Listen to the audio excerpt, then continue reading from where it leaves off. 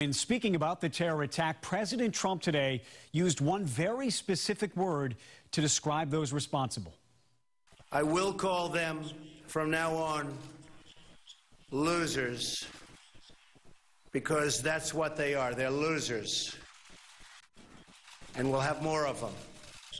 But they're losers. Just remember that.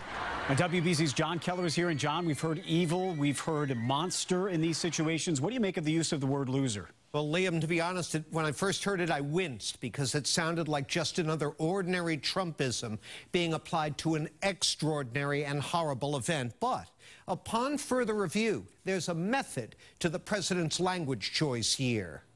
That's what they are. They're losers, losers, losers, losers. It's a word that echoed across the world today with two contrasting reactions. In a New York Daily News column, Trump's choice of adjective was mocked as juvenile. Is that the best our president can offer, they asked?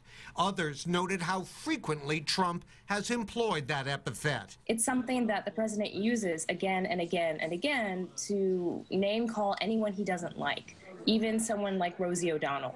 Zeba Khan of Stanford University is an expert on the language of the war on terror. The problem is if you're using the same term against Rosie O'Donnell that you're using against terrorists who have actually killed innocent civilians, including children, it lessens the power of that term. I won't call them monsters because they would like that term.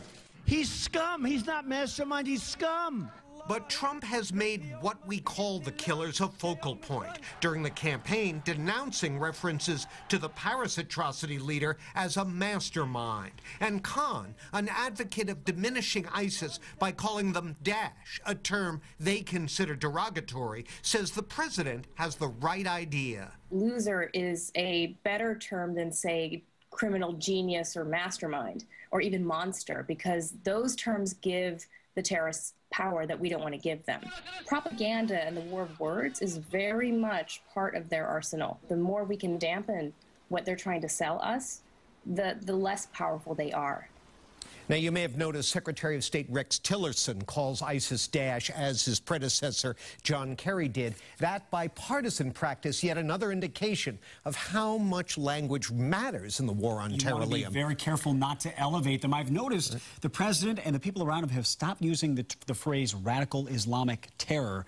Perhaps that is on purpose as well. Well, you know, H.R. McMaster, the National Security Advisor, was an advocate for changing that language. It just goes to show, haltingly perhaps grudgingly, this president is realizing that what he says really, really matters, especially on international affairs. John Keller, thank you very much.